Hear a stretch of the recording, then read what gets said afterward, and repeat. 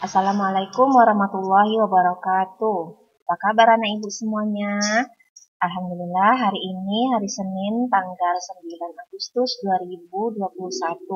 Kita sudah memasuki subtema 3, bersyukur atas keragaman. Kemudian kita akan membahas pembelajaran pertama. Adapun tujuan pembelajaran hari ini adalah menjelaskan makanan tradisional sebagai identitas bangsa Indonesia. Yang kedua, mengidentifikasi gagasan pokok dan gagasan pendukung dari teks yang didengar. Yang ketiga adalah pemantulan bunyi. Pengertian makanan tradisional.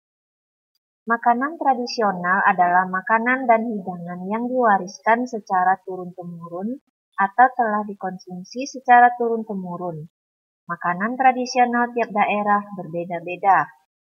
Setiap daerah di Indonesia memiliki makanan khas. Makanan khas tiap daerah memiliki keunikan dan kelezatan yang berbeda.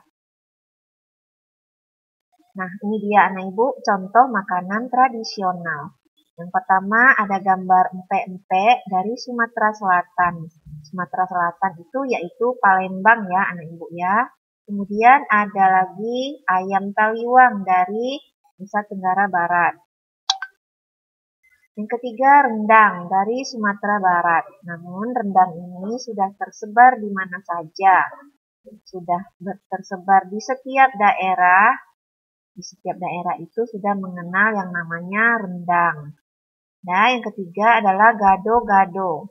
Gado-gado berasal dari DKI Jakarta. Sama juga gado-gado ini sudah tersebar di seluruh Nusantara. Kemudian ada lagi sop konro dari Sulawesi Selatan. Dan nasi pundut dari Kalimantan Selatan. Ya, anak ibu, semua makanan tradisional ini memiliki keunikan dan kelezatannya tersendiri.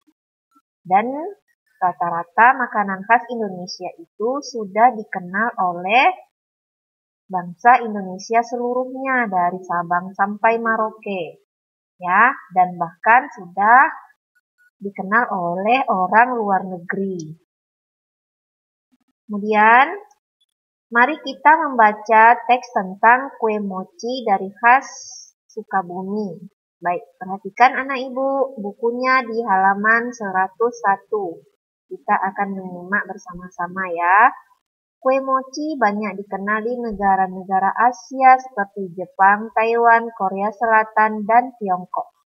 Kue mochi juga dikenal di Indonesia, tepatnya di Sukabumi, Jawa Barat. Menurut warga Sukabumi, kue mochi dibawa oleh tentara Jepang.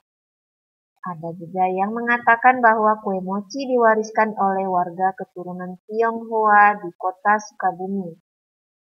Kue mochi sering disajikan dalam acara-acara pernikahan dan tahun baru Imlek. Nah, anak ibu bisa perhatikan dari teks tersebut. Ini dinamakan dengan paragraf pertama. Kemudian yang ini yang di bawahnya adalah paragraf kedua. Apa yang membedakan paragraf pertama dan paragraf kedua? Yaitu tulisannya agak menjorok ke depan seperti ini, ke dalam. Tulisannya agak maju ke dalam seperti ini. Ini adalah paragraf pertama, kemudian yang ini paragraf kedua.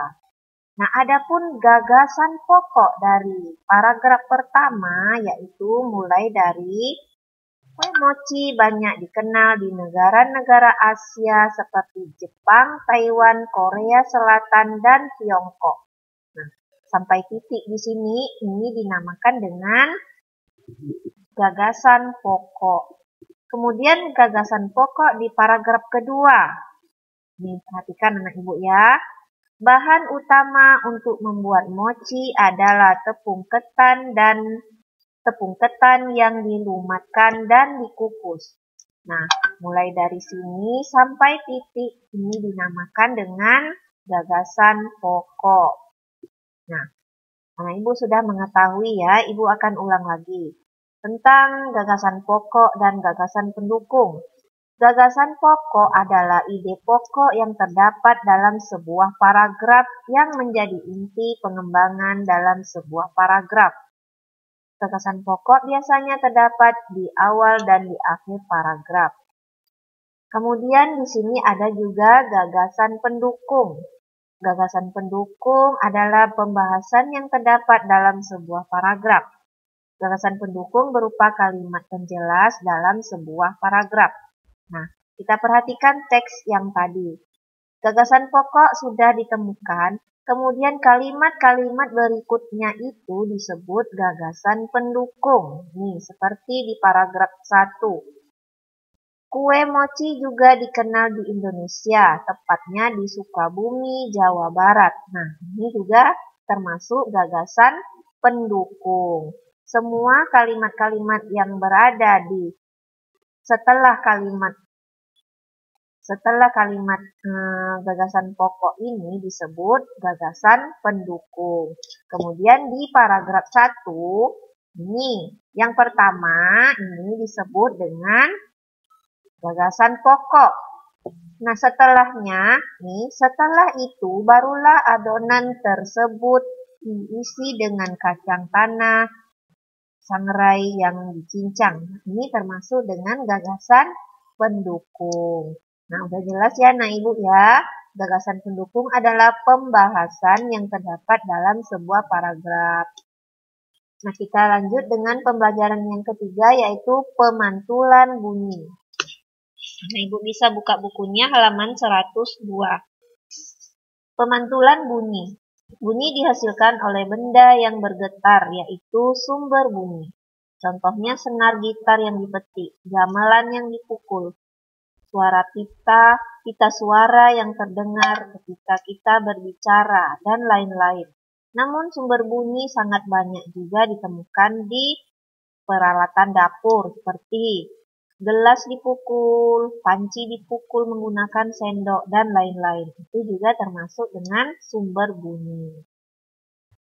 Sifat-sifat bunyi. Yang pertama, bunyi dapat dipantulkan. Contohnya, suara kita akan terdengar lebih keras di dalam gua atau ruangan yang tertutup akibat dari pantulan bunyi yang mengenai dinding gua. Yang kedua, bunyi dapat merambat. Gelombang bunyi dapat merambat pada benda padat, gas, dan benda cair.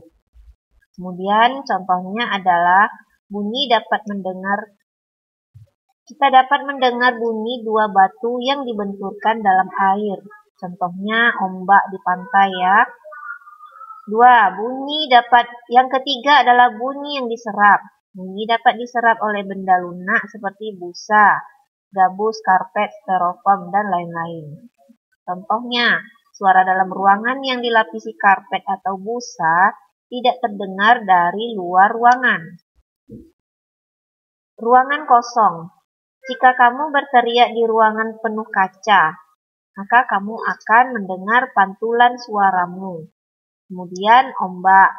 Kita dapat mendengar deburan ombak yang menabrak karang. Kemudian ada juga nih contohnya. Dinding gedung bioskop dilapisi busa untuk meredam suara. Maksudnya, jika ruangan ini tidak ada busa, maka suara bioskop tersebut akan terdengar sampai keluar ruangan. Makanya setiap bioskop itu dilapisi oleh busa. Oke, baiklah. Sekian penjelasan Ibu kali ini untuk pembelajaran selanjutnya dan tugasnya nanti dikerjakan di classroom. Terima kasih. Wassalamualaikum warahmatullahi wabarakatuh.